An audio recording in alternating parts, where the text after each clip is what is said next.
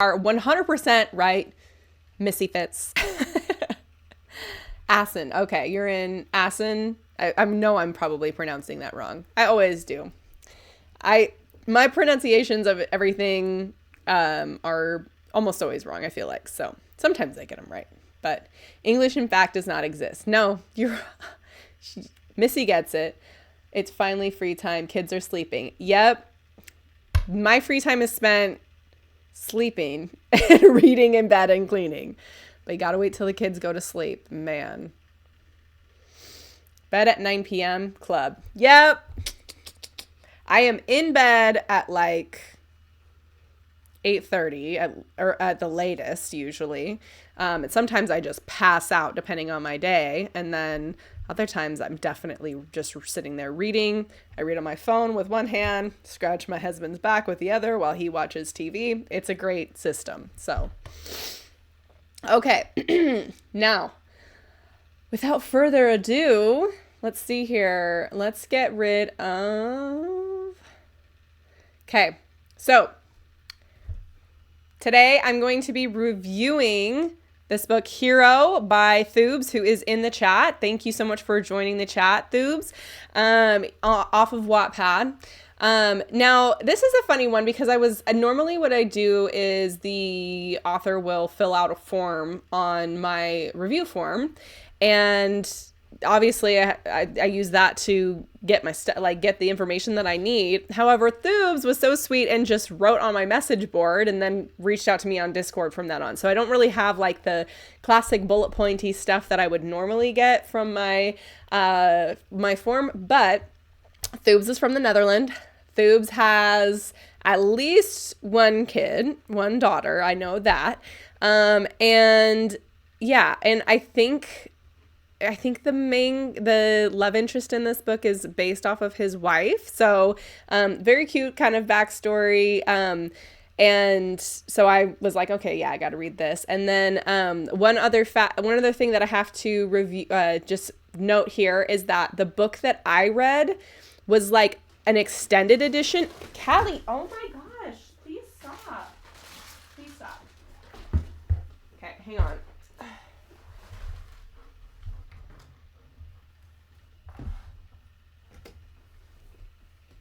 Okay, sorry. Leave me alone, Callie girl. Callie can do no wrong. She is perfect. Callie is perfect. She's a very, very good dog. However, she did just pee right there, right behind me, and she really wants to dig through the garbage, so she's bored. Do you want to see her do a trick really quick before I get into the review? She's very cute. Okay. No treat? Come. Sit. Turn around. Back. No. Lay. Oh, what a good girl. Leave it. Leave it. Leave it. Go ahead, get it. Good girl. She's amazing. She knows all the tricks. She's a very, very smart dog. I love her. And she's really fluffy. Can you see her? Hi, Callie.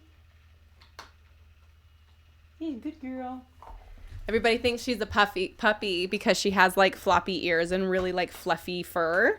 Yeah, minus the peeing. The peeing sucks. But we have a carpet shampooer, so it only takes a second to clean up. Yes, she's amazing. Okay, sorry, Thoobs. I know you're listening here. Everybody listening for the actual review.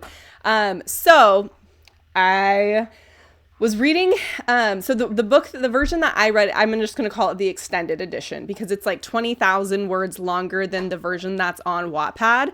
And I didn't read any of what was on Wattpad to see the comparison. I only read the Google Doc that Thoobs sent me. So this is the book, Hero, Journey to the East, but this is book 1, and I'm very glad that there's multiple books of this because it's definitely like primed for a sequel at the end of it. This book is kind of reminded me of Mad Max, Book of Eli, Dune a little bit. It's kind of like a dystopian action deserty, like post-apocalyptic type of book. Very, very interesting action adventure.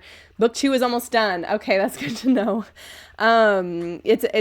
Yeah. So we all love dystopian. What is with us and just thinking about, but it could be worse, you know?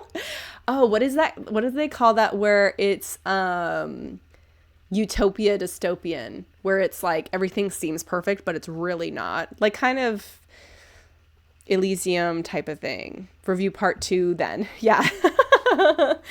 So anyways, that's a book that I'm reading. This is the cover art here that we're looking at. Now, one thing that's kind of amazing is that Thoobs does all of his own graphic art, which is kind of it's not kind of fantastic. It is fantastic. So if you can see, I'm going to make this bigger so you guys can see really well the cover art. This absolutely looks like something that you would, you know what's so funny? When as soon as he told me that, I asked him the same question. I was like, "Do you take commissions?" And he's like, "Yeah, I do it, but really slow." Yeah, this is amazing. This looks like something that I would absolutely purchase at Barnes and Noble as far as quality of what is going on here. Hang on just a second.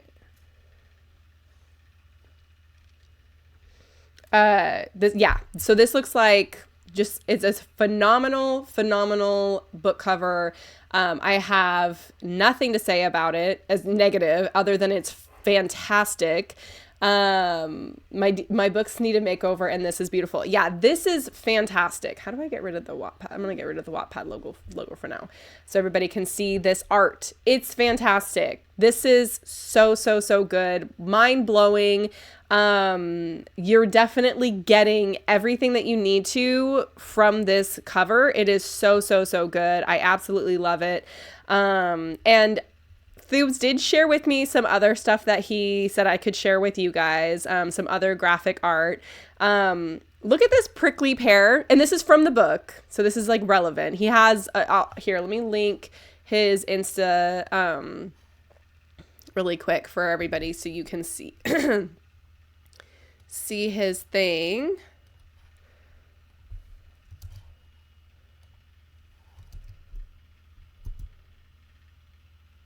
Did that not go in? Okay, hang on. It's not letting me go in the Twitch. Okay, there we go. I just linked his Insta because he's got way more stuff on there. Super cute. Very cute videos of his daughter dancing, by the way. I've got a little curly-haired girl myself in kindergarten as well, so that was really cute. This is a prickly pear, and it is from the first chapter of the book. This is a picture of the wasteland. Oops, where'd it go? Oh, there it is. This is a picture of the wastelands. So awesome. Very cool art. And then this is the Falcon, which is the car that the main character drives around throughout the entire book. And it's such a cool car. Very cool car. Tricked out for the apocalypse. It's awesome. Has these it's like it's an electric car and it's solar powered. So these like sails or like wings or whatever, like kind of like unfold, and they're like solar panels, and then so he can like charge up his car wherever and then fold them back in and then hit the road. There was also, so very neat car. And that's just the graphic art so far. So very cool graphic art. Big fan of that, especially. And obviously you guys can see why. Multi-talented guy here. So this is Thoobs. So he not only can he draw, but he can write too. So this book is, again, Hero Journey to the East, Book 1. This is the summary that's provided by the author on Wattpad. So I'm just going to go ahead and read that to you. It starts out with accolades. So this is also not just, this is not just on, I haven't read the Wattpad version. I've read the longer version. It's the Wattpad version that's won just a ton of awards. So Ambi Award winner in Action and Adventure 2024. Wattpad Action Book of the Month and featured Wattpad story at Science Fiction. Those are like some big deal accolades, Thoobs. That's like really, really, really awesome. I love that. So this is the summary. In a world turned to hell, a brave teenager named Hero must cross deserts, outsmart gangs and cannibals to reach the legendary Eden in the Far East. With Falcon, his trusty electric car, Hero's quest for Eden becomes an epic battle against all odds. Just as he feels isolated in the desolate landscape, a mysterious figure emerges, challenging his beliefs and altering the course of his destiny. Hero must confront the very core of his existence in a race against time and uncertainty. Is Eden a real place, or is it just a made-up myth? And when you have to give up everything, will paradise be worth it? Join Hero on a wild journey to discover the secrets of a broken world, tackle tough challenges, and realize that the ultimate paradise lies within us. There are some more accolades listed here, but they're mostly just the Wattpad ranks for like science fiction, post-apocalyptic. So I'm just going to go over the tags right now. The tags are acty, action, adventure, aventure, cannibals, discovery, dystopian, fantasy science, fight for survival, first story, freedom fighters, friendship, gangs, gang war, hero, love, post-apocalyptic, scavenging, science fantasy, science fiction, superhero, trilogy, Waddies 2024. Oh, this is going to be a trilogy. Okay. I could see that after reading the first one. So as far as the summary goes, I really like the summary. It's short, it's to the point. It is intriguing. You know, I feel like you get everything that you need to from that. The tags also, I don't really have a lot of notes on the tags because I feel like some of these words are not English. And so, I mean, keep them in your language, in Dutch. So I think it's actie and avontuur that I'm like, okay, that must be like action and adventure in Dutch or something. Cause those are not English words as far as I know. But keep them in, since you are Dutch. Yeah, actie is action, avontuur, adventure, correct. I'm so smart. I could basically speak every language, right?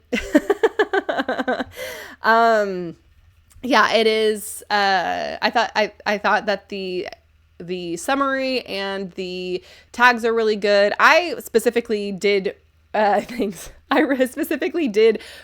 choose to read and review this one just because it was different than anything else I had written. Read and reviewed so far. Also, you asked so nicely. So there was that. And it had gotten so many review. The winning the Ambi Award.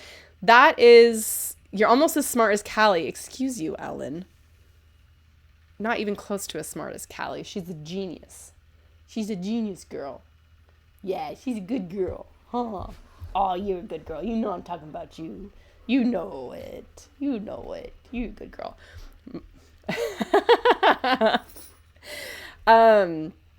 Yeah, so I really liked the premise of this story. I've read a lot of dystopian books, obviously everybody has.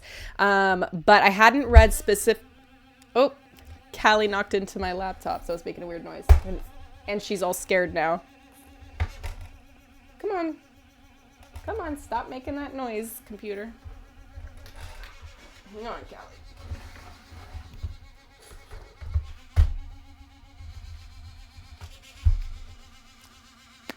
Bear with me while I have some technical difficulties, guys.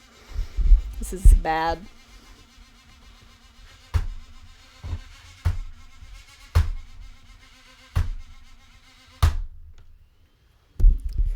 Okay. Yeah, it does sound like a razor. I don't know what's wrong with my laptop, but it is messed up. Callie wants out. I think I'm gonna let Callie out. I will be right back. Hang on just a second.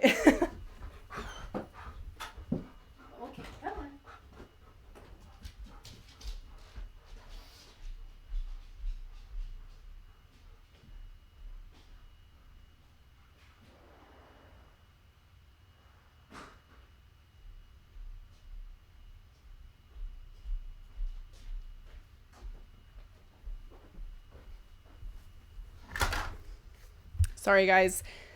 It's been a little bit crazy today. I'm still recovering from being sick. I had the flu all week, and my brain is like going crazy. Yeah.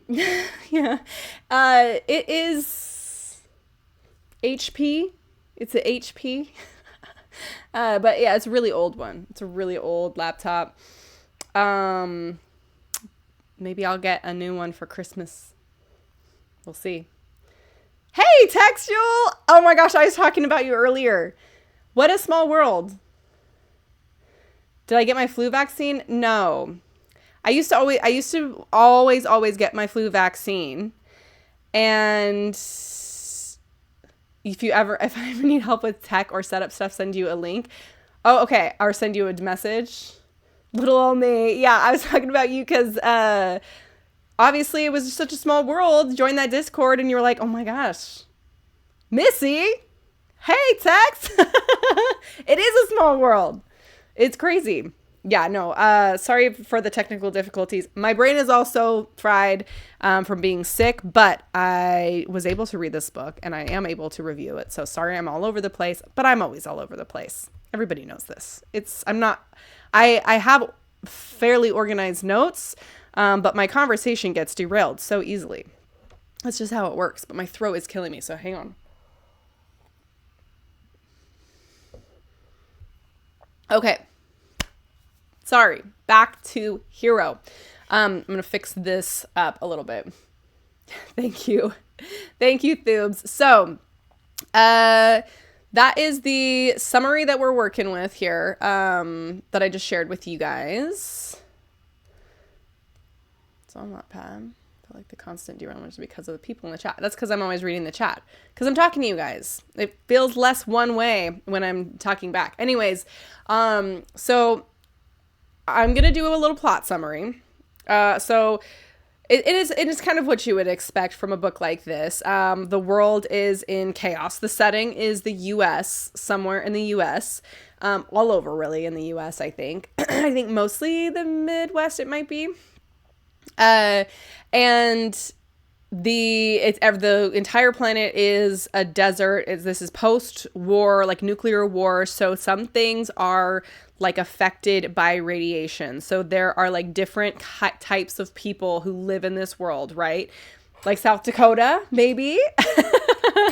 Like your stomping grounds, maybe, Ellen. I don't know. The states weren't specifically mentioned except towards the end. So I'm not sure if his origin, the main character's origin, is in this starts in the Midwest and then heads further east as he goes east, or if he's kind of just always on the East Coast, or the coast, because there's no ocean that we know of. Water, of course, is like a huge deal.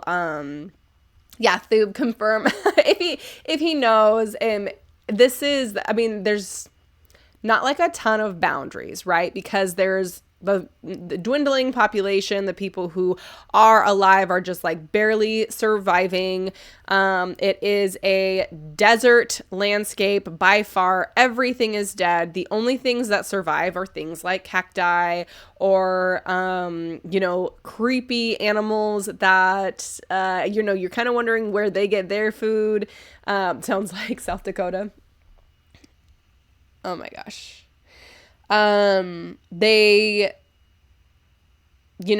Everything's run on gasoline except for the main character's car, for the most part. Again, water is a scarce resource. And then here's the thing. There are these things called freaks, and they're people who have been mutated by radiation, and so they're weird. They have like extra limbs, and they just like mentally they're weird. And for those of you look up the Badlands. Oh, okay. For those of you who have seen it, have you guys seen? If any of you guys have seen Firefly, the space western that from like the Sci-Fi Channel from forever ago. Has anybody here seen Firefly? Nerd. Yeah. Love Firefly. Kidding. I love it. Okay, yes. Everybody who's seen Firefly is cool. It's the best. It's seriously such a funny, awesome show. The Freaks kind of remind me of the Reavers in that show.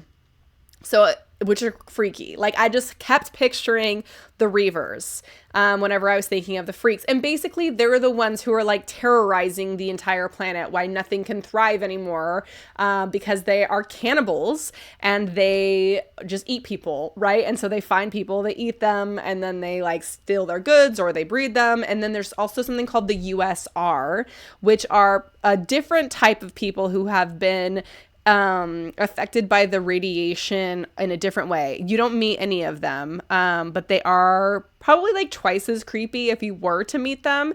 And I don't think that I don't think that they are, Wash was your favorite character. I don't remember any of the characters' names. But I like the mechanic, the mechanic. Curse your sudden but inevitable betrayal. And then so we have those like the Freaks in the USR or whatever, and they're the ones kind of like ruining everything for everybody. And then we have like normal humans. And then of the normal humans, there's people who just try to live on a house and kind of like have like a cactus farm and like survive on their own. And then which, you know, is dangerous but also really nice but also really lonely.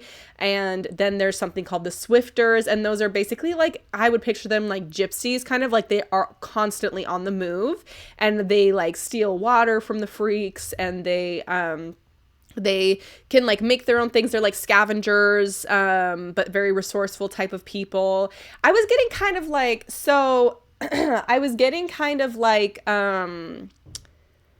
a little bit of obviously it's not Star Wars because this is planet Earth, but it was kind of like reminded me of Star Wars, where it's just like resourceful people living on a planet that doesn't have a lot of resources, and kind of just doing what they can. And then there's like different types of species, you know, that do different things. I don't know. So it seemed like there was inspiration from a lot of different things. I got, of course, Mad Max. I got Dune. I got, and not Dune just because it's sandy. It was more because of the, you know, lack of water.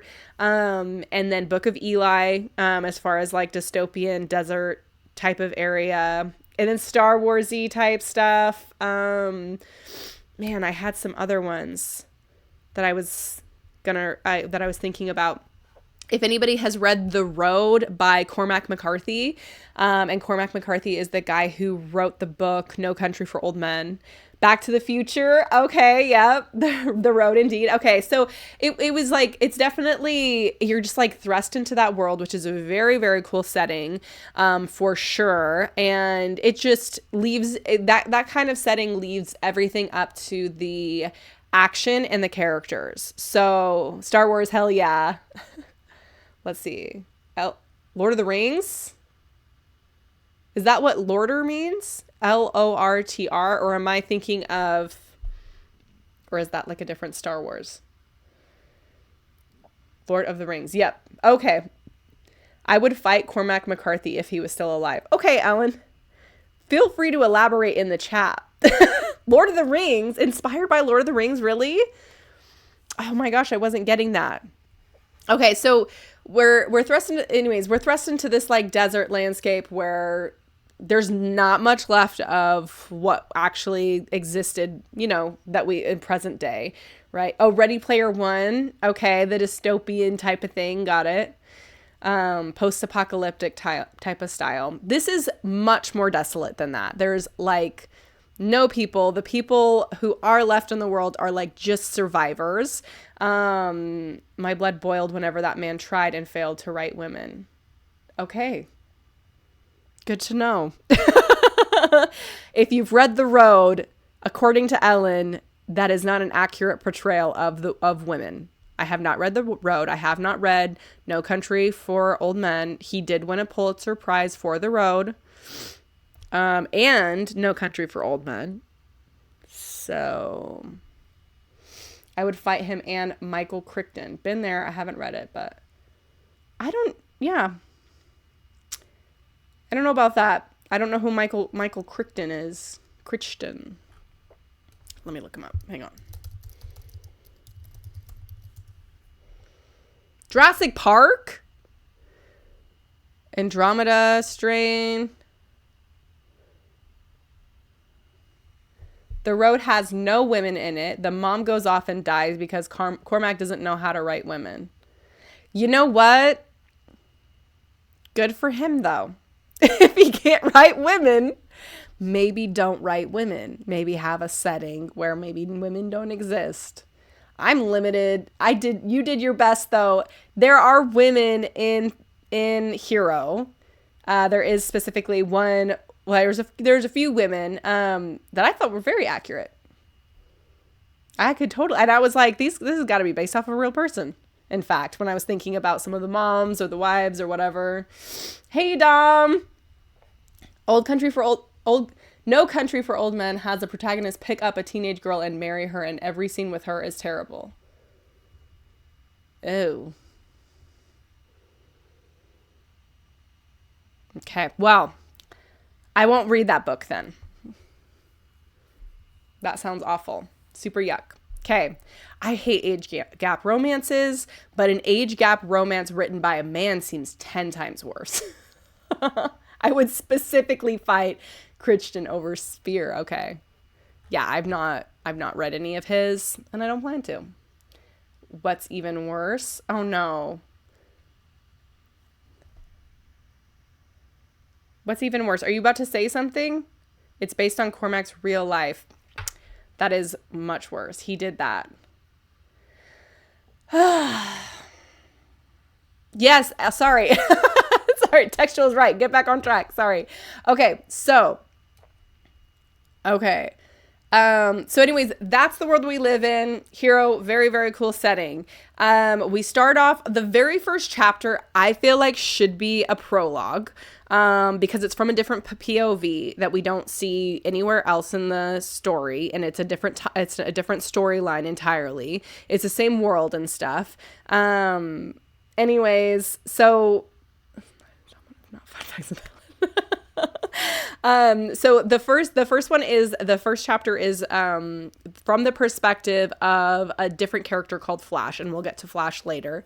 And then the rest of the book is basically the entire book with a 1% difference, is narrated from the POV of Hero. Hero is a kid who is living with his parents. He's, I think, 13 when this book when the story starts. He's 13, or he thinks he's 13. They don't celebrate birthdays or anything. Flash, savior of the universe.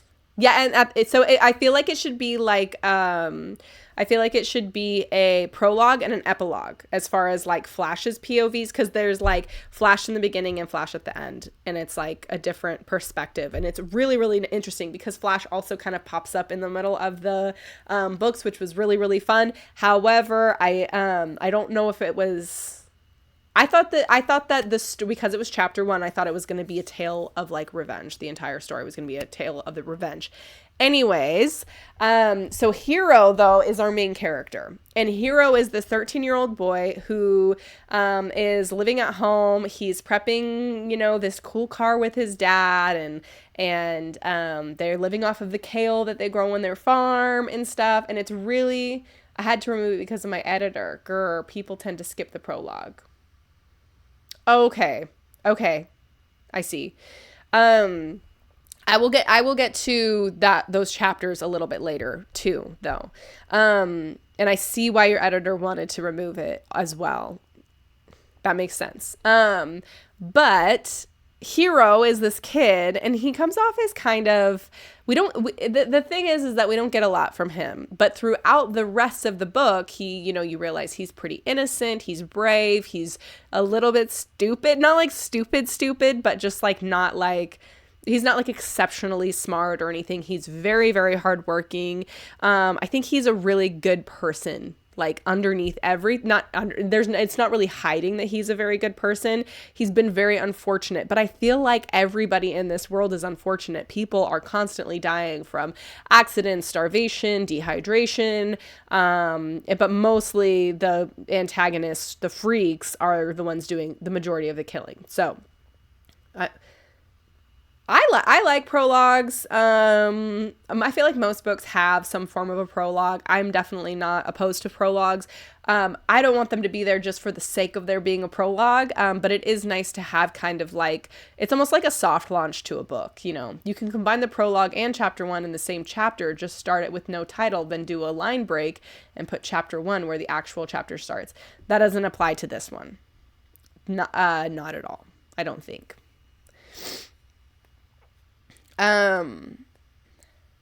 Okay. So that hero is our young guy. What happens to him is his parents get killed, by freaks. He ends up surviving. And then, so the rest of the book is basically this 13-year-old kid who has this car because he has access to his car. And he is like trying to survive out in the desert, and he's like, okay, I'm going to go east, because there's Eden, which is this like kind of like fantasy place that apparently exists way further east of the US, where, there's trees that are actually green, and, they're like, it's like people are happy there, and there's no freaks or anything, and it's so awesome. Hello, Boldface. Welcome. Oh, you love Heroine's new prologue? Thanks, Ellen. I like it too. I think that it's good. So that's kind of like that's how we're like thrust into this world. Is we have Hero, this little kid whose parents get murdered like right next to him. He doesn't necessarily see it, but he sees their bodies afterward. This little kid, and he gets this, so he's basically, okay, I'm on my own. So he's like, I'm going to get the car and I'm going to drive east and I'm going to try and find Eden. Okay. He ends up not finding Eden. He ends up going, finding the Swifters and living among the Swifters. And I think I mentioned before, the Swifters are like kind of like gypsy people who are kind of just constantly moving. However, they never really consider him one of them, which I just thought was really weird, because he's with them. What is it like? He's with them from like 13 all the way up to like 17 or 18 years or 19 years old. And he's like, works hard. He steals water for them. Like, he does like dangerous, helpful things. He learns how to work on cars and stuff. So that the term for gypsy is Romani. The term for a gypsy is Romani. But I'm just calling them gypsies because they're like nomads. I have a bad habit of skipping a prologue entirely. Why do people skip prologues? I never have skipped a prologue. I'll skip an intro. I don't want to hear the author. I'll skip author notes sometimes, but I don't skip prologues. But I do know that people do skip them. So, but I just don't get it. Why would you skip a prologue? A lot of times it's like very important information for the rest of the story. So, oh, thanks for following, J McDouble and D Not. Don't skip prologues, but rarely enjoy them. I couldn't tell you why I do it. I don't even think about it. I just kind of do it. That's interesting. I don't hate them, but I hate flashbacks. What the heck? I don't really think that there's very much that I hate as far as like flashbacks, prologues. I don't really like intros that much, as I just explained. Author notes, although I do always read them and sometimes I laugh at them. But in like a real book, I might skip an intro, but on Wattpad, I don't skip the intros. But I never skip a prologue. A prologue is usually like, here's like a little introduction to the world, but not necessarily the story, or here's an introduction to something crazy that's going to happen later, that, you should be anticipating this entire time. So yeah, I don't know. I like prologues. Anyways, so Hero the kid finds some swifters who are like nomads in this world, and they're good people. They're fine. They're just humans.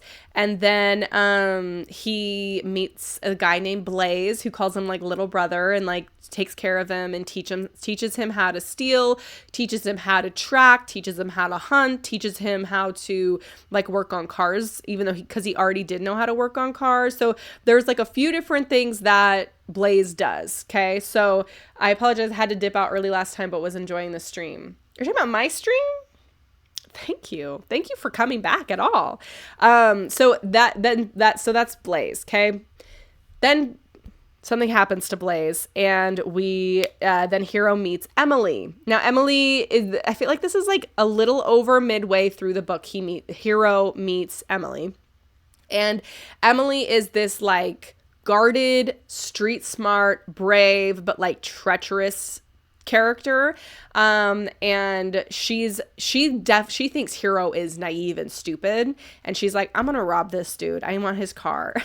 Like, and the reason is she's like, I gotta go find my parents. They were taken by the freaks. They're too skinny to eat right now, but the freaks are gonna fatten them up and then eat them eventually. So anyways, so we have Hero, Blaze, Emily, and then I'm going to go ahead and list a fourth character here, which is Falcon, which is not actually a human, is the car. Just because I feel like the Hero has his only friend, his only memento from his time with his parents is this amazing car, and talks to it like it's a car. It's like his safe haven. It's the way that he survived. It's amazing. So that's Falcon. Perfection. Never does anything wrong. Love Falcon. Hang on. I'm going to be right back. I'm going to go blow my nose really, really quick. If I can find my tissues.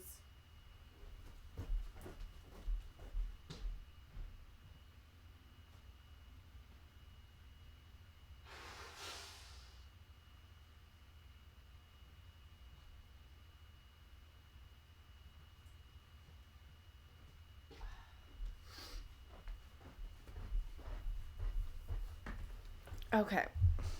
Sorry, guys. I am still fighting off this cold or this flu. When I went to the doctor, it is an actual flu. So it's not just me being dramatic. Okay. Ellen is correct again. Wait, hang on. Love inanimate characters. Scientifically, human bodies aren't good livestock since they take up more calories to fatten up than calories you'd get from them. Thank you, Ellen, for the very creepy information. COVID to electric boogaloo. I came because of the feedback tag. Not sure if... Oh, yes, I do remember that. I do. Well, thanks for coming back. My stream is all over the place. And excuse me, somebody called me manic from Inkit.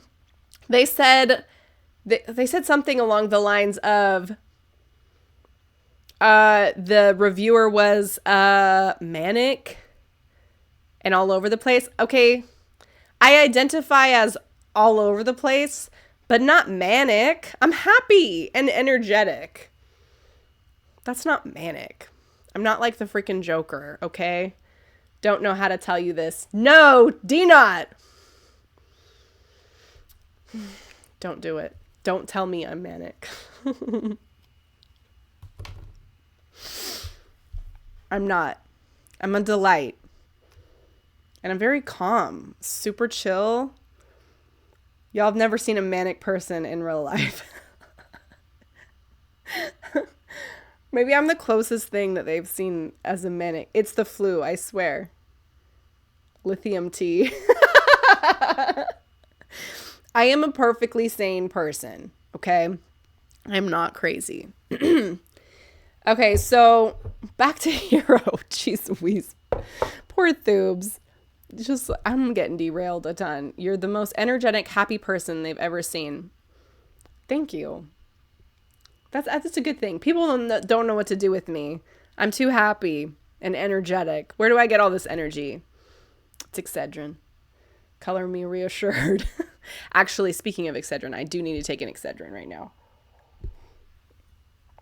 Because I'm about to get to Emily. And then I'll be done with my character review. Hang on. If you're wondering what I keep under my bed, it is medicine.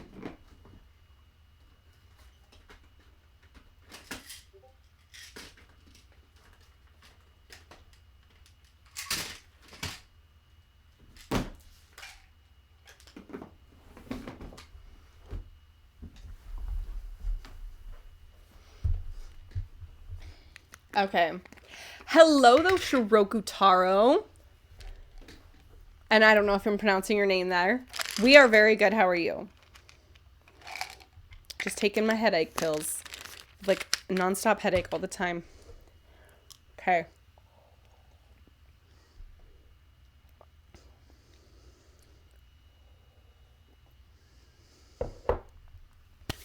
Okay. So, Hiro meets Emily. Emily's basically tries to screw. You can call me Shiro. I'm fine, thanks. Nice to meet you, Shiro. Hiro meets Emily. They're both like the same age. Oh my goodness! And the apocalypse. That's pretty great. If you can meet a cutie patootie your same age, that you don't absolutely despise, because that just means that you're definitely gonna get married, right? But anyways, they have a very, very rocky start, including Emily knocking out Hiro, trying to steal his, or tying, yeah, okay, Emily ties up Hiro while he's asleep and tries to steal the car. She can't figure out how to do it. And then Hiro knocks out Emily, being like, no, you cannot steal my car.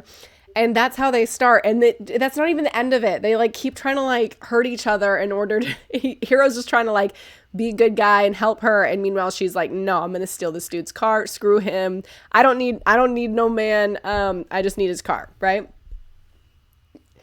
So anyways, that is kind of like our love interest, which is cool. Cause it's almost like an enemies to lovers type of thing. They're destined to be together. I have to go back to work, but I'll be lurking. Hope you have a great rest of your stream. Thanks, Misfits. Thanks for joining this stream. Equal rights, equal fights.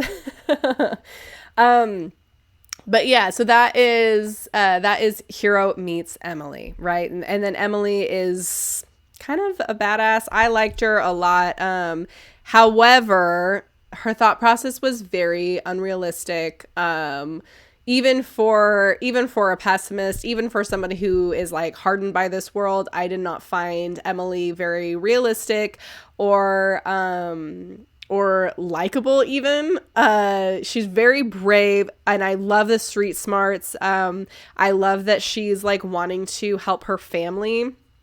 But I don't know. There was a lot when Emily came into the scene where I was like, oh, I don't know about that. So anyways, but no real personality.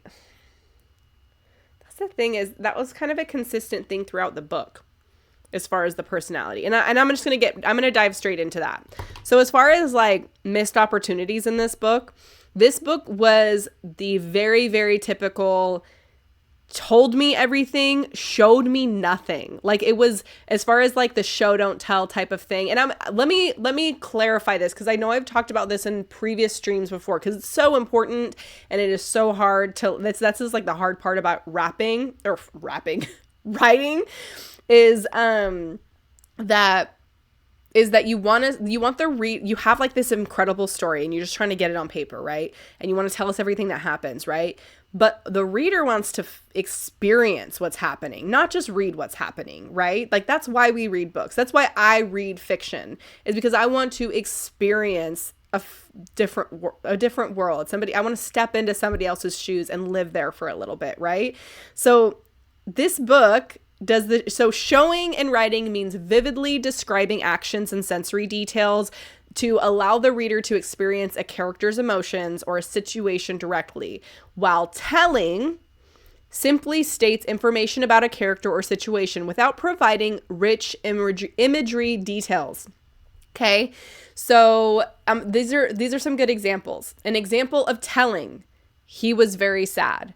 An example of showing: he sat alone on the park bench, his shoulders slumped, staring blankly at the passing cars, a single tear rolling down his cheek. Okay, so one of them is, you're telling me he's sad. another one is I'm experiencing him being sad. And it's the same thing with setting, okay? So, and so this is a different setting. So that you're telling me the setting. The room was dark and gloomy, okay? Now show me that the room is dark and gloomy, okay?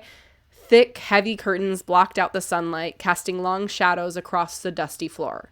Okay, so I'm like picturing a dark and gloomy room instead of just being told, okay, it's dark and gloomy. So I could I tell all the time instead of showing freaking hard. It is so hard. It is so freaking hard.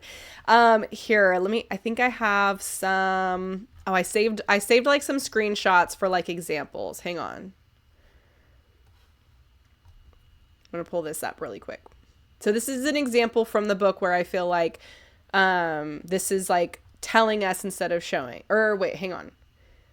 I aim my pistol with a steady hand at the approaching horde of 6 freaks. My fingers grip the trigger. I have only six bullets, so I must not miss. Oh, okay, this is different. Sorry, this is different. So I must not miss, even though I struggle to aim because of my missing eye. This is from the first chapter. It's hard to habit to break, similar to breaking the past present tense curse. Oh, yeah, okay. I'll get into that in just a second. So this, I had saved this screenshot specifically because it said...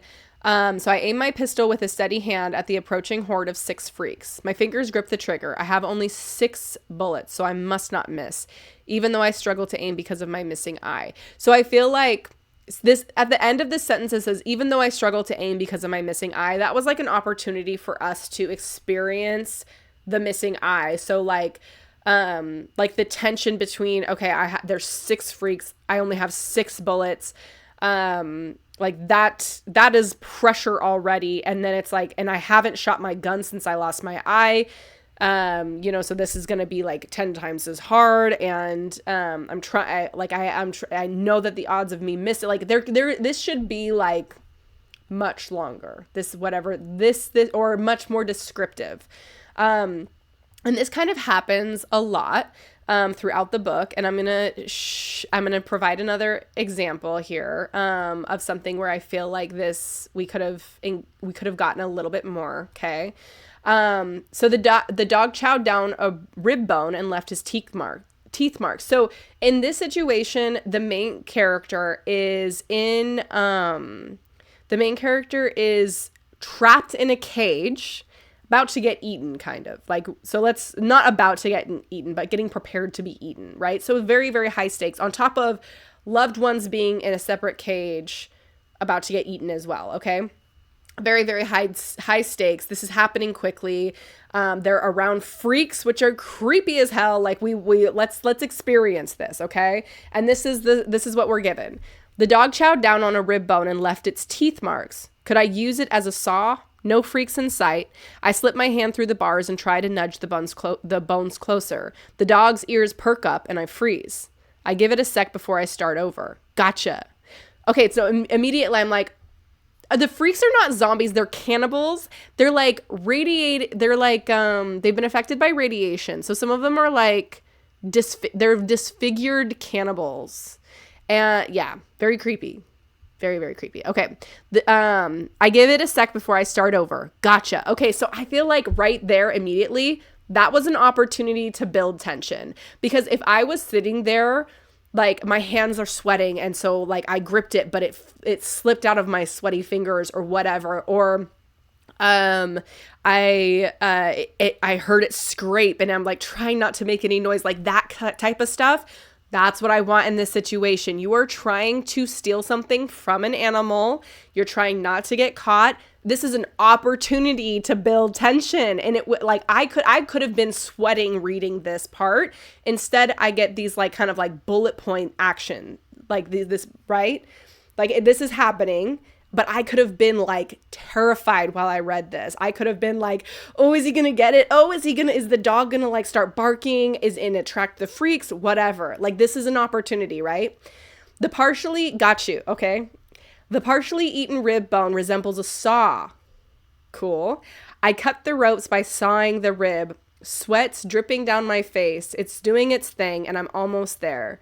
The rope tears. Yes, Blaze, I have to thank you. And I don't remember why he's thanking Blaze right here. I shove the bars to the side, slip the cutting bone into my pocket, and crawl out of the cage. Okay, so he's in the cage for like, I don't know, 100 words. It could have been so much more dramatic, so much more exciting. It feels too technical, like you're focusing on the literal things happening rather than the tension and feeling of the scene. Thank you, Cherry. Yes. So I felt like this scene was like the perfect one because it's like, oh, this could have been so terrible to read. Like, not terrible in a bad way, terrible in a good way. Like, oh, I could have like been stressing the F out while I read this, but instead it was like, nope, he was in the cage and then he used his mind and he like saw an opportunity and got out. I want to see him tearing through, like trying to use it as a saw and it's not working, but he keeps working at it. I want to see, bits of the bone break off and against the rope and it's not working, but then it starts to cut. Oh my gosh, it starts to cut. Like, let's go from like fear to stress to hope to desperation to like pleading with God. Like, I want to feel that. So it's almost giving third person narration rather than delving into the thoughts of the protagonist, which is the first person strength. D-Not, you freaking saint. Thank you. Yes, absolutely. Yes. So that's kind of like this book. That's kind of like this book. It's like such a cool story. It's such a cool setting. It's got these interesting characters, but it reads like this, where it's like, no, I want to experience these things. Like, I want to experience this world. I want to be thirsty in the desert. I want to be terrified of the freaks. I want to be, like, angry at the world. I want to experience this. And I didn't get to. There was like, it was just situations like this where there was so many amazing opportunities to build tension or to experience these emotions, because let me tell you, it is a very good action adventure story. Like, it is, again, the world is incredible. Like, so the mind of Thebes, like, I don't know, I think that there's a reason why it's inspired by so many different other cool action adventure stories, because it is such a cool like world that they've built here. And there's so much going on and it is unique, and I would kill to read a book like this. I need that emotion though. Otherwise, I'm not going to enjoy reading it, right? I want to experience it. I want to feel like I'm a kid trying to figure it out. I want to feel like I'm a badass falling in love, in the middle of the desert. I'm going to read what Cherry wrote. Hang on. A common mistake that writers make, and one that I've also made too, is picturing the book like a movie and writing it that way too. The strength that books have over movies is that you can slow a scene. It doesn't have to happen in real time. And there's a reason why people always say, oh, well, the book was better than the movie. Because the book, I'm feeling it. I'm picturing it all in my mind. This is like, everything exists within me.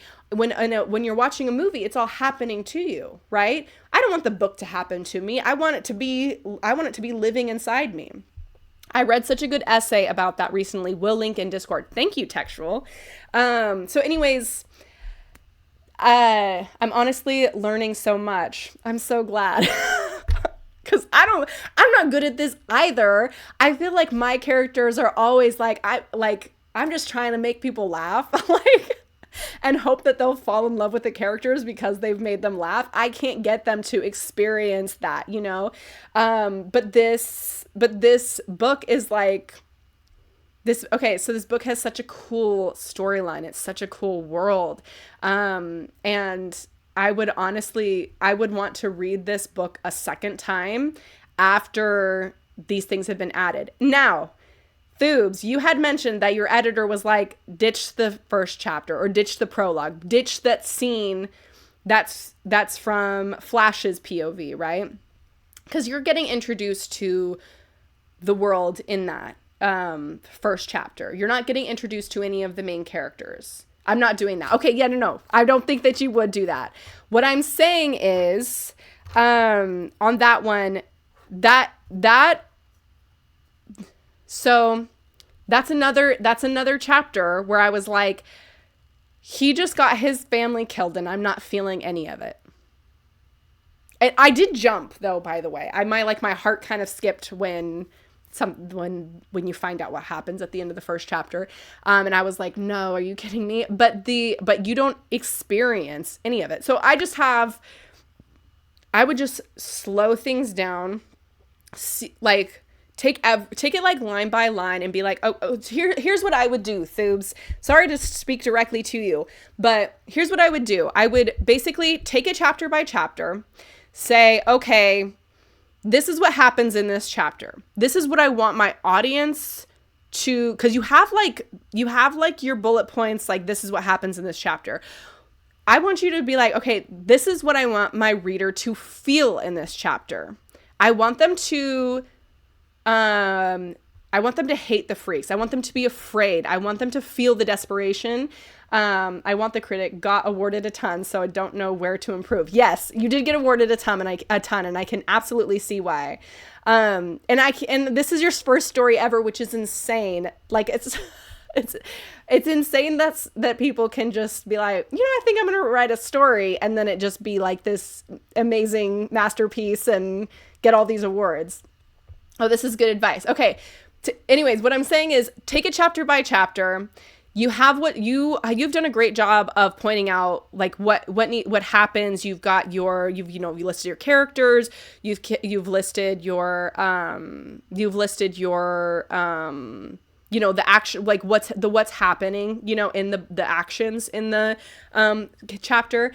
Again, list, this is how I want my reader to feel. I want them to be able to, so scene setting, I want them to see this room, or I want them to see this landscape, or I want them to see the inside of the car. Okay.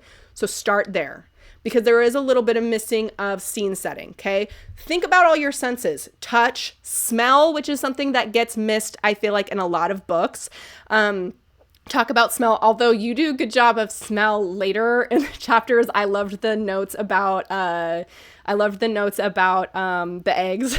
How, of course, a guy wouldn't notice the smell of eggs in the car, but the girl definitely was like, why does it smell like eggs in here? Get me out of this freaking car. I thought that was hilarious. Touch. Is it hot in there? Are the seats smooth? Is the steering wheel starting to disintegrate in their hands from overuse? Taste is another one. Like, think about your senses. Okay. Hear, what can you hear? Think about the senses when you're setting a scene. Obviously, you don't need to include every single sense, but think about some of them, because I did find myself completely blind during a lot of these scenes. Also, you're going to want to really, really touch on those emotions, okay? Like, and by emotions, I'm not speaking from like a lovey-dovey, everything has to be emotional. I'm saying, like, if there's like I showed you before, if there's an opportunity to build tension, build it. That is what's going to get your readers obsessed with this book. That is going to get people to be like, okay, I need the sequel now. I need the third one now. Like, I could see you getting like a cult following on a book like this if people are living inside this book. Like, this is the one where, how when you like are watching The Walking Dead or something and you're like, oh, this is what I would do if I was in The Walking Dead. People are like, and again, that's a show, so it's not a good example, but I think I missed a ton on that. Pacing is maybe too fast. I thought the pacing was good. By the way, the pacing was fine. I did not think that there was anything wrong with the pacing.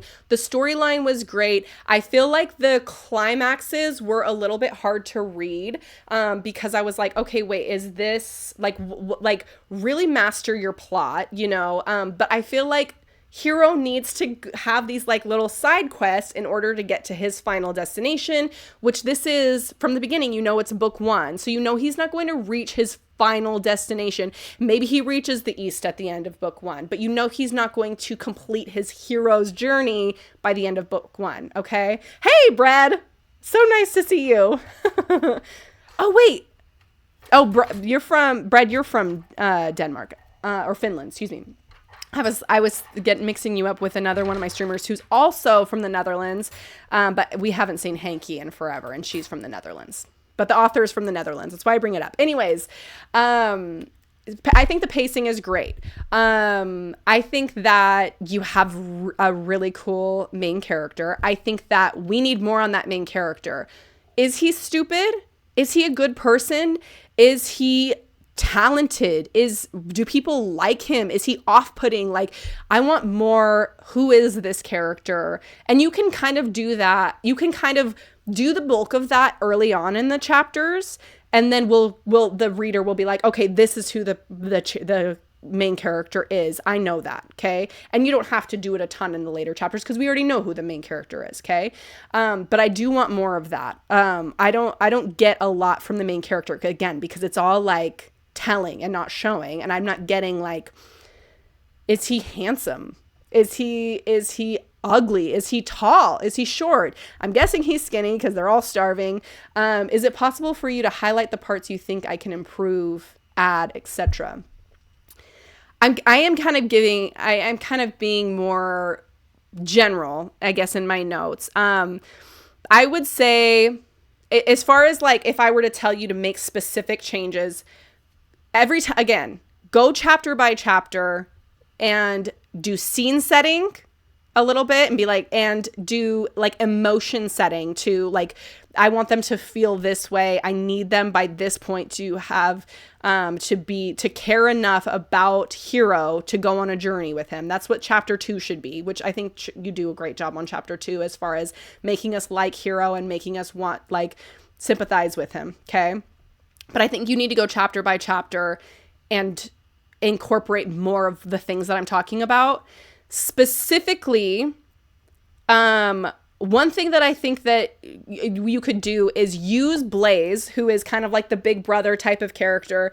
Use Blaze to help us learn more about the Swifters, and their kind of and how that works. So use Blaze to be like, to help understand who Hero is and the Swifters. So you can use him to basically storytell a little bit.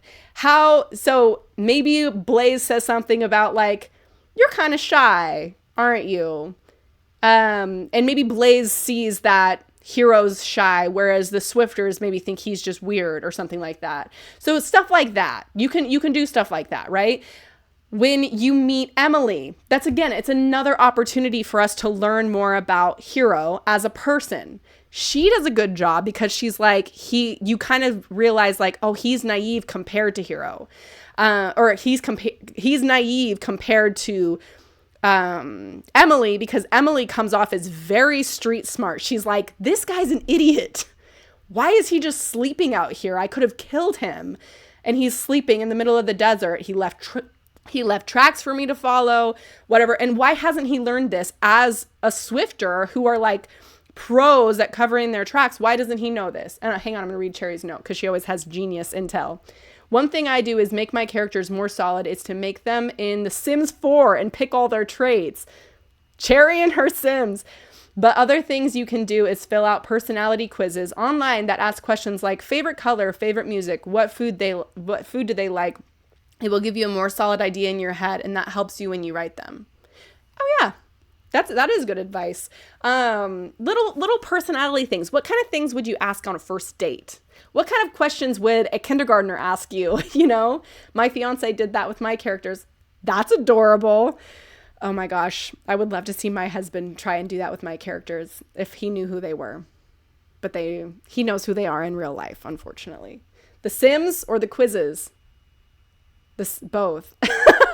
Both. I don't know anything about The Sims. As we all know, I don't actually know anything about video games, but I think that anything where you're like bullet pointing there and like really getting a feel for that character. However, I don't think that the issue is that Thoobs doesn't know his character. I think it's not translating to the page. So I think just like adding little details about Hero will help us to, I mean, we're reading an entire book in his POV. We should know more, right? Also, big thing is that Emily and Hero, who meet, and it's very, very rocky at first, that needs to be kind of smoothed out a little bit, in my opinion, because it is so unrealistic, because the way that it is, right? So it is, we have, so the way that they meet is that Hero's passed out waiting for his car to charge because it lost its charge. And so he's extended the solar panels. Such a cool concept, by the way. He's extended the solar panels and is just waiting in the shade for his car to charge so he can try and make his way east. And then what's her name? And then Emily comes up on him and she's like, okay, I'm gonna jack this guy's car. But she can't, she ties him up and she can't figure out how to, and I had already said this. Yes, I love it too. So she ties him up and she can't figure out how to turn on the car because it goes by his like handprint or his fingerprints. So she can't figure out how to turn it on. And then he tricks her and knocks her out because he's like, the key is in my boot. That's where it is. And so she's trying to like get into his boot to get the key, and he like knees her in the face or something, knocks her out. But then he like puts her in the passenger seat, and instead of leaving her in the desert because he's a nice guy, but then she tries to jack his car again. Like, and so this is like after they have like conversations, and the conversations are like this, like where it's like, why is she being so mean to him?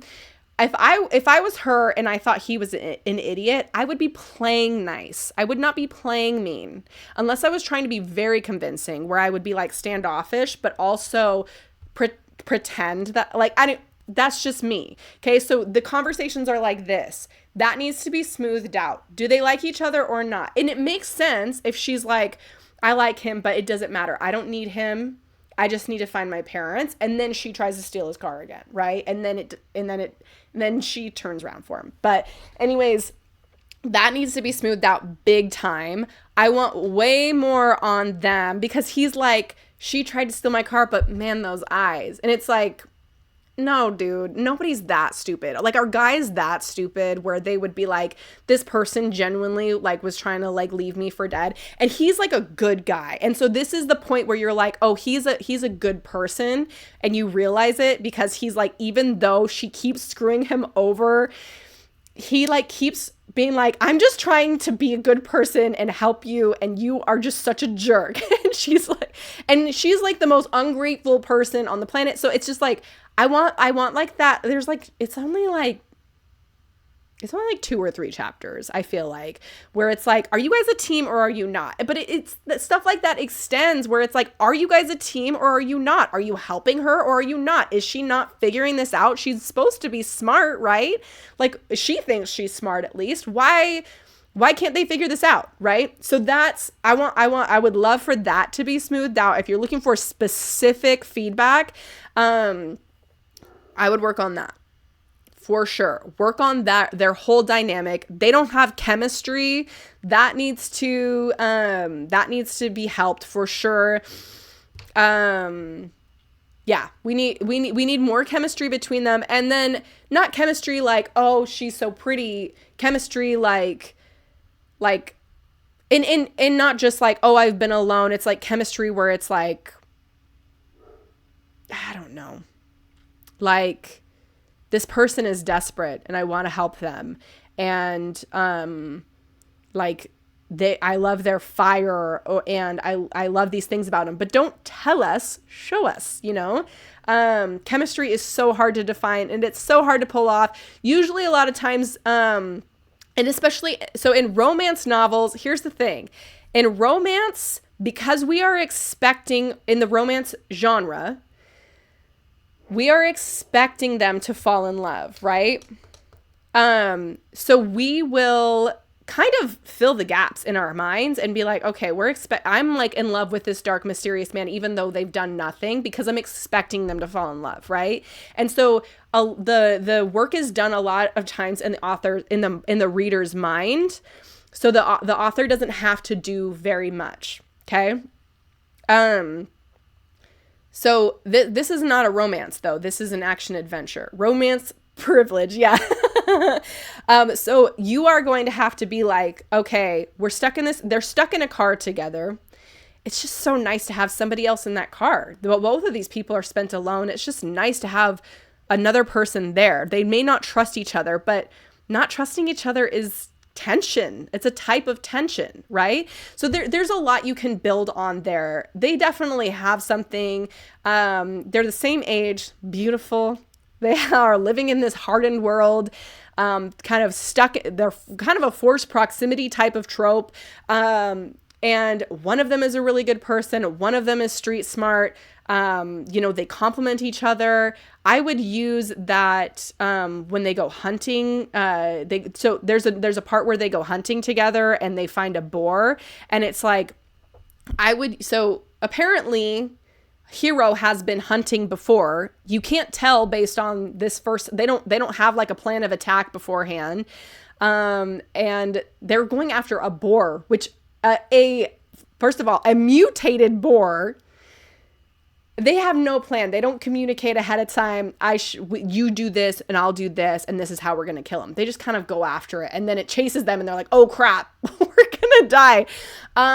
So I don't know. I feel like they're both smarter than that as well. It's an opportunity to show the different strengths and why they complement each other in that scenario. So she's really street smart. He's a good person, hardworking. Let's reflect that in this action. Okay. So it's like, okay, I'll run up ahead and draw its attention. You get behind it and do this. They didn't want to pick boring prey for the first time. Yeah. Thank you. Sorry. My lips are killing me. They're so chapped from being sick. Breathing through my mouth has like killed my entire lip, all my lips. Okay. So anyways, there's opportunities here, huge opportunities for this very cool story, this very cool world. Anyways, that I feel like those are the specific opportunities. Good tips, drink more water for your lips. Yes. Thank you. You sound like my husband.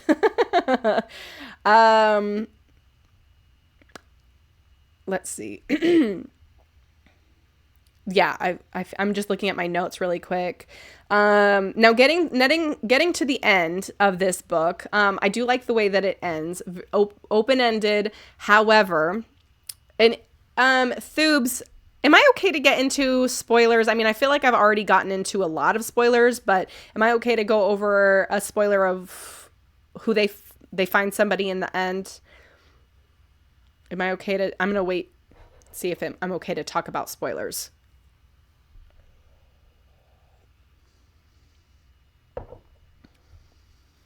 Hang on. I want to get permission to get into the big ending spoilers.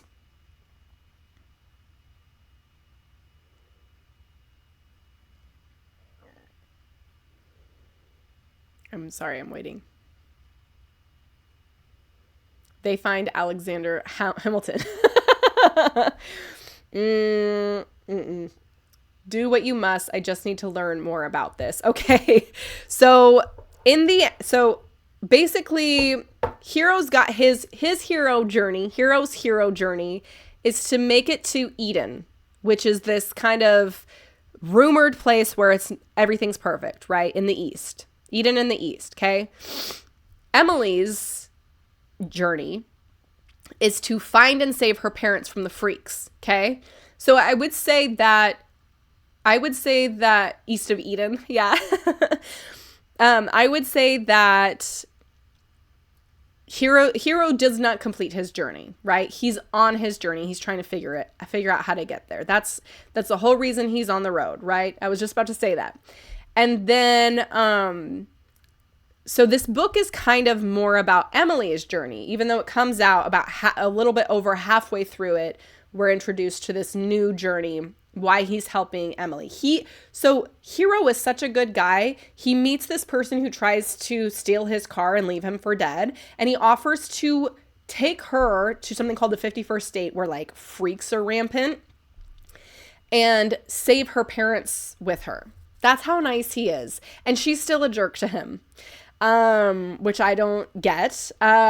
So because her parents were taken, he needs her too, though. Yes, he does need her too. 51st date, 51st state, excuse me. Anyways, we more complete Emily's journey. And Emily goes to save her family from the freaks. Now, I would say that the climax of this book is when Emily and Hero get captured by the freaks and end up in the cage, which I just saved. I just showed an excerpt from him escaping that, right? And so they escape and go to this place called Freedom Town. And in Freedom Town, what used to be a place that the freaks had kept like their people, the people that they were fattening up to eat. Basically, it was their like cattle or whatever, even though it's very inefficient, according to Ellen. But does it take place in South Dakota? No, this is Staten Island at this point. And so Emily finds that her parents have already been saved. The town that they were captured in or whatever has been liberated, and Emily finds her parents, right? It happens off screen. It's very anticlimactic. It should be a much bigger, much more emotional part of this story, considering that we do get Emily's POV a handful of times. That needs to be blown up way bigger. That is a huge deal. If my parents were stolen and I was on an epic journey, ready to, screw over who I needed to get to my parents, to save my parents, I would be focusing on that. I would be freaking out when I found out they were alive. I would be obsessing over it. And Hero, who is invested in her finding her parents, would also be freaking out. And it's kind of like, oh, that's great. That's great you found them. It's not like I'm falling on my knees, crying tears of relief.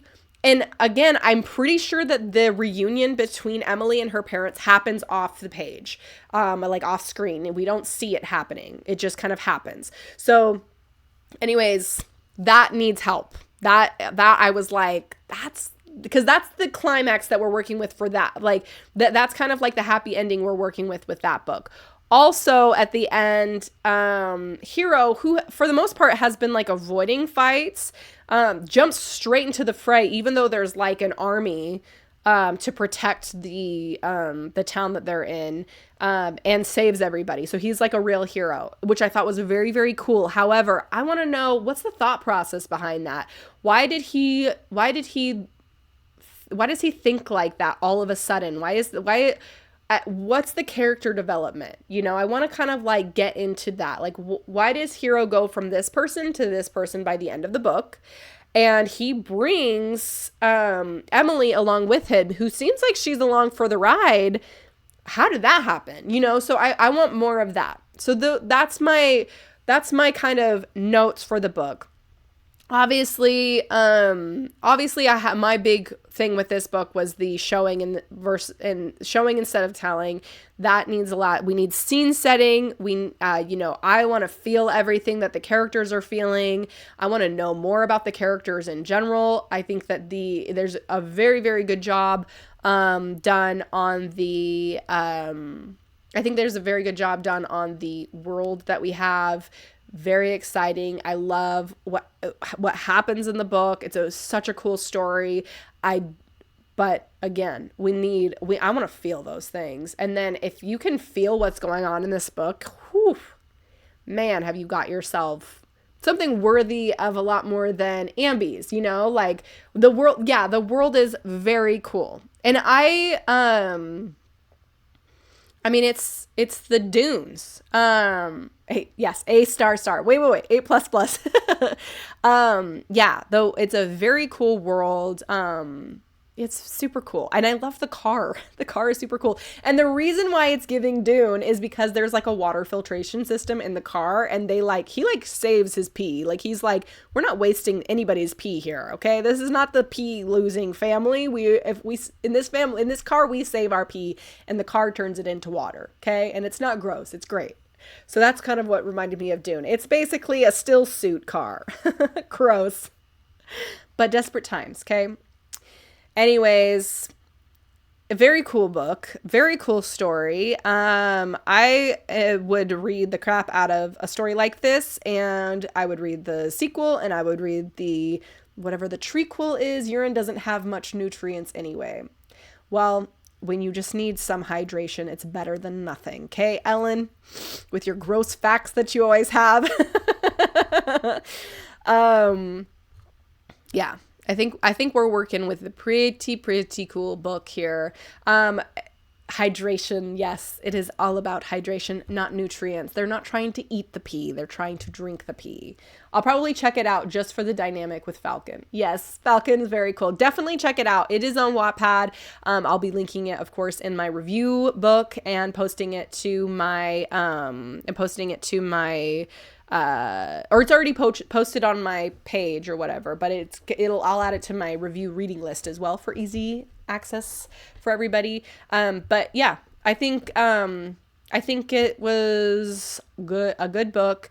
It could be phenomenal though, like it could be like everybody's, like, you ever read a book and you can't get your head out of it after you're done, or when you're not reading it, you're like, I'm still like, when I'm reading Dune, when I've read Dune, it's back there. Love Dune. When I read Dune, I am like so grateful for every drink of water I get. I am so grateful that I don't have to walk around in a still suit. I am thinking about the noise that I make as I walk because I am immersed in that world, right? I want the same thing with Hero. I want that. Urine is literally what's left after your body absorbs everything it needs the first time. I know, but you still need the hydration. It's different. You don't need the hydration immediately, right? So in some cases, that's why you have pee. Anyways, that's so I'm going to see if I can have a concluding thoughts, like little soundbite here, because is it okay? So because my reviews are so long, let's see. I've been talking for an hour and a half right now, primarily just about Hero, with some side tracks, of course, obviously. But I want to try and put together like a little sound bite. If I were to turn this review into a short, what would I say?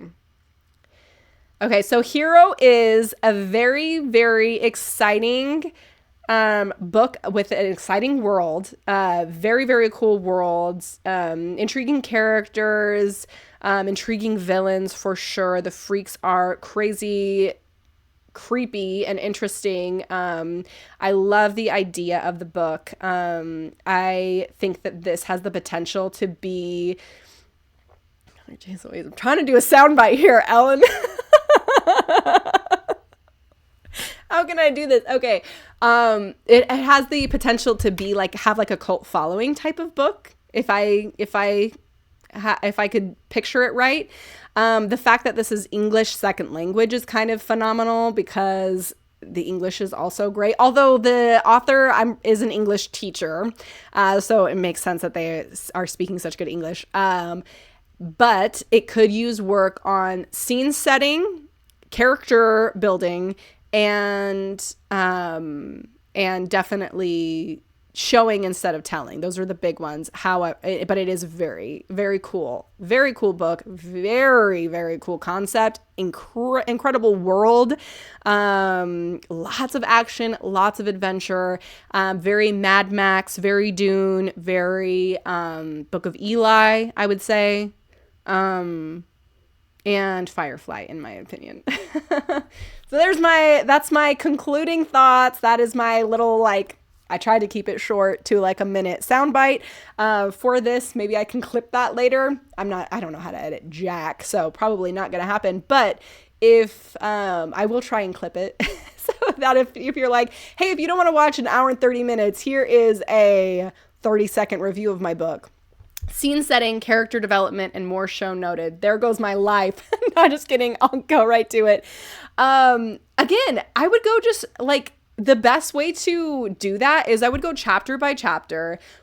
I read your own book, right? Read a chapter a day. Read a chapter a day. And then after you read the book, think, okay, here are the emotions that I want portrayed in this book. Here's what I want the character to feel. I want them to be afraid. I want them to be stressed. I want them to start liking my main character. I want them to be falling in love with Emily, whatever.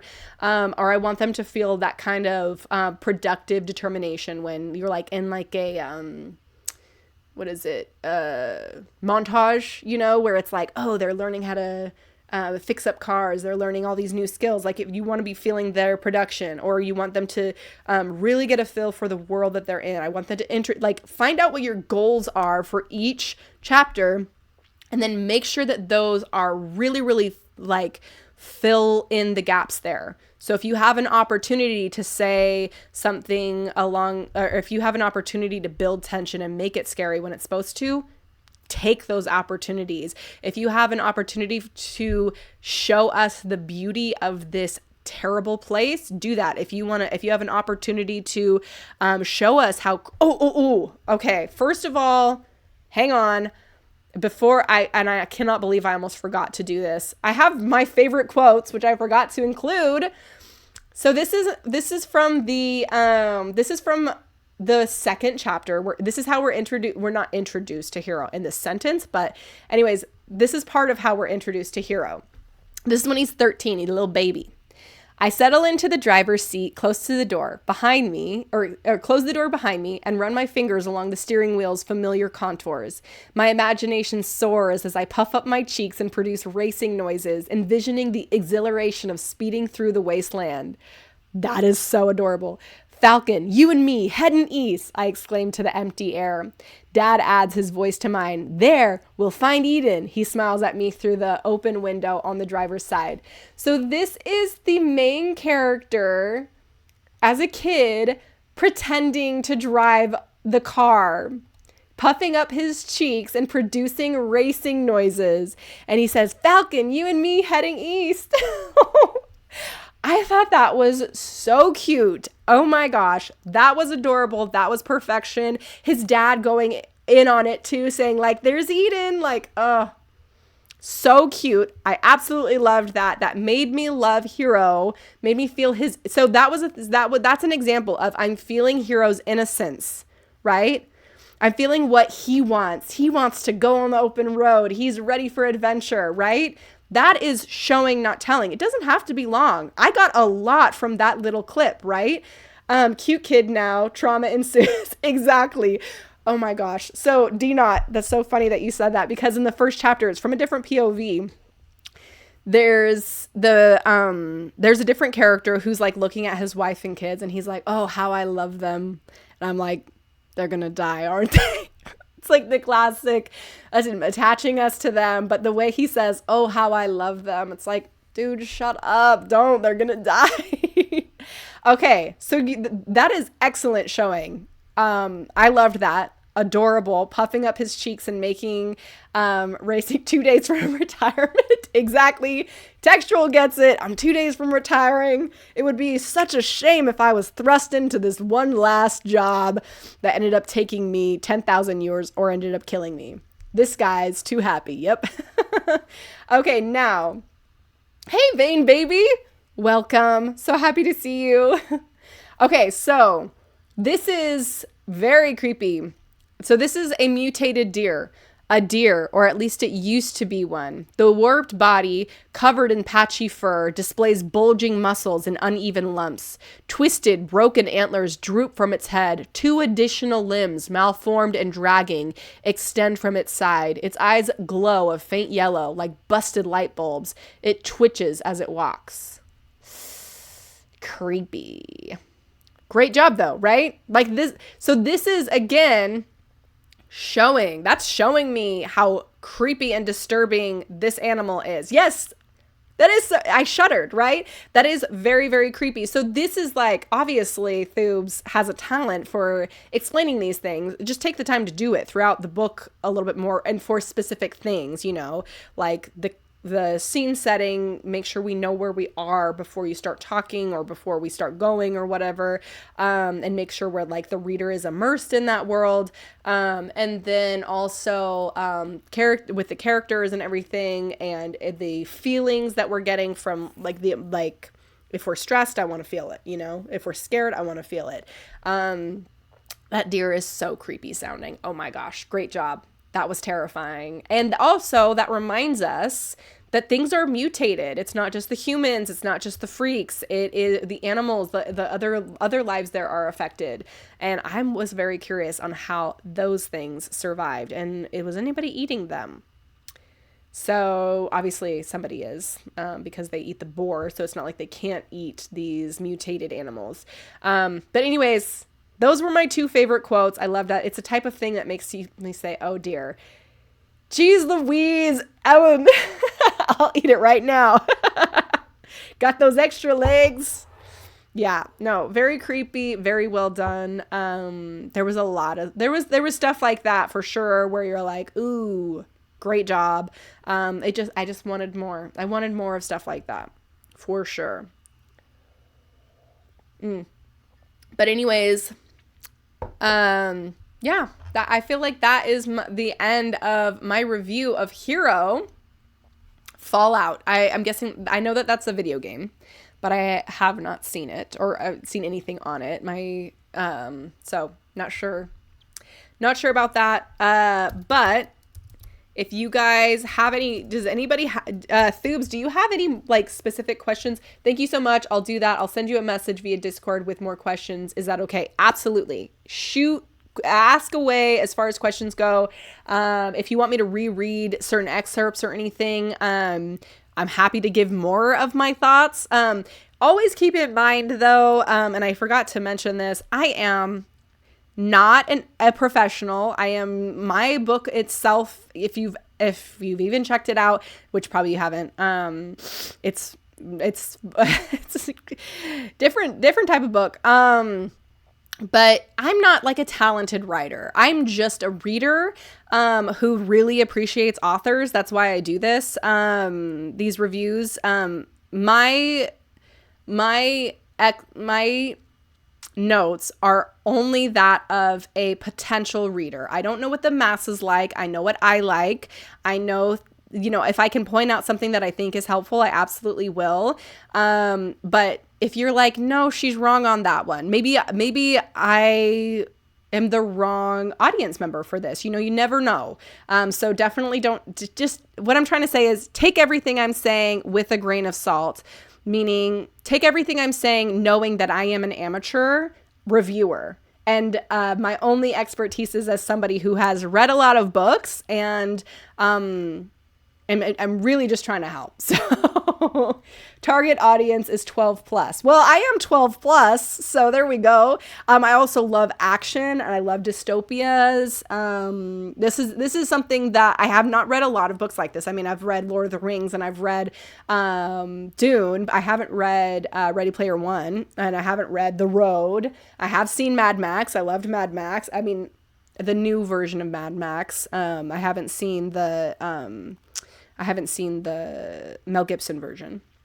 So your help is very wax. Is it young adult? Oh, and there's another really cute part because, again, Hero is kind of like innocent, and he always says fudge instead of the F word. And there's this really cute part where Emily basically tries to kill, or Emily says something really hurtful to him, and he was like, fudge you. And she's like, it's said differently. Like, that's not how you're supposed to say that. So I thought that was like, don't kick a man while he's down, Emily. Let him say fudge you. Sounds so hardcore coming out of his mouth. It's so cute. He's so cute. But anyways, all I'm trying to say is, take what I'm saying with a grain of salt. You obviously, people love your book. You've won been awarded plenty. You have a big, you've been told how good it is. I'm just trying to offer what insight I can. And I hope that it is helpful.